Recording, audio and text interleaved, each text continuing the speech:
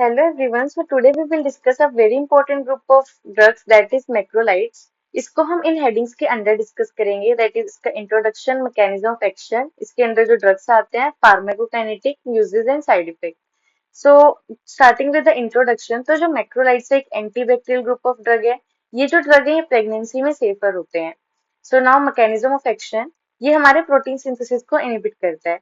हमारे बैक्टीरिया जो है प्रोटीन सिंथेसाइज कर रहे हैं. अगर प्रोटीन नहीं बनेंगे तो इनका मेटाबॉलिज्म आगे काम नहीं करेगा. तो ये प्रोटीन सिंथेसिस को इनहिबिट करके बैक्टीरिया को किल कर देता है. अब हमें पता है हमारी जो प्रोटीन सिंथेसिस है वो राइबोसोम की वजह से होती है. अब राइबोसोम में दो यूनिट होती हैं, एक 30S और एक 50S. तो जो मैक्रोलाइड्स होते हैं ये 50S यूनिट को इनहिबिट कर कर प्रोटीन सिंथेसिस को रोक देते हैं. So they act on 50S unit of ribosome.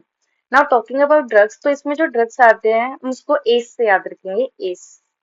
So A is azithromycin, C is for clarithromycin, E is for erythromycin. So सारे माइसिन ड्रग्स इसमें आते हैं. नाउ अब हम इसको इसी टर्म में याद रखेंगे टू रिमेम्बर द फार्माकोकाइनेटिक. अभी हम वो आगे देखेंगे.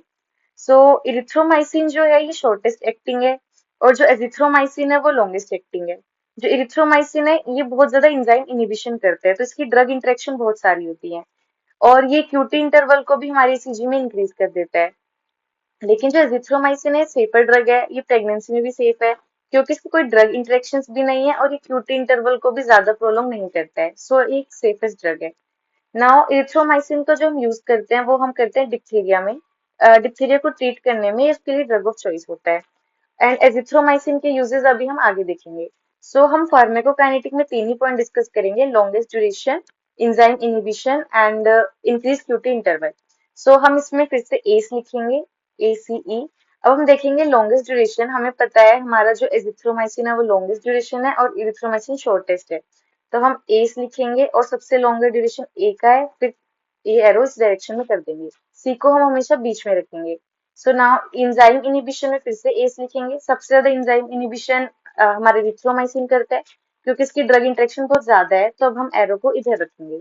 फिर से हम एस लिखेंगे. अब क्यूटी इंटरवल भी हमें पता है हमें सबसे ज्यादा इंक्रीज इरिथ्रोमाइसिन करता है, तो हम फिर से एरो को इस तरफ रखेंगे. सो इस तरह से हमारे फार्माकोकाइनेटिक हो जाएगा. Now talking about uses. So macrolide specially azithromycin के जो यूजेस है वो है CCCC स्लैब. इसको हम निमोनिक से याद रखते हैं. So C is for cholera and another C is for chlamydia.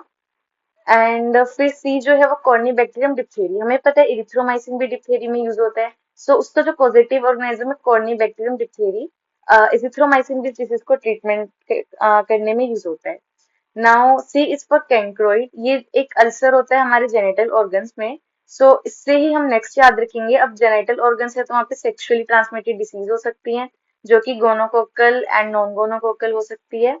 Now next, अब ये हमारी दो निमोनी है. सो एक लेग्योनेला निमोनी एंड एक atypical pneumoniae. Now last is pertussis जो कि हमारा वूपिंग कफ होता है.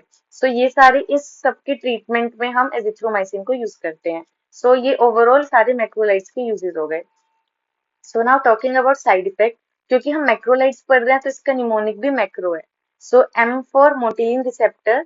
हमारे स्टमक पर मोटिलिन रिसेप्टर होते हैं जो कि मोटिलिटी के लिए रिस्पॉन्सिबल है. ये उसको स्टिमुलेट कर देता है तो मोटिलिटी इंक्रीज होगी, उससे क्या होगा, डायरिया हो जाएगा. A for allergy. काफी सारे ड्रग्स का सेम कॉमन साइड इफेक्ट होता है कि वो एलर्जी कॉज करते हैं. C is for cholestatic jaundice.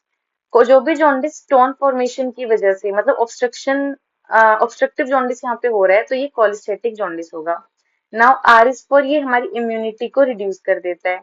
O is for, ये ऑटोटॉक्सिक होता है. और लास्ट हमने पढ़ा था हमारा इरिथ्रोमाइसिन सबसे ज्यादा क्यूटी इंटरवल को प्रोलॉन्ग करता है. सो इसको भी हम साइड इफेक्ट में काउंट करेंगे. So this was all about the macrolides. हमने इसको इन हेडिंग्स में डिस्कस किया है. So thank you.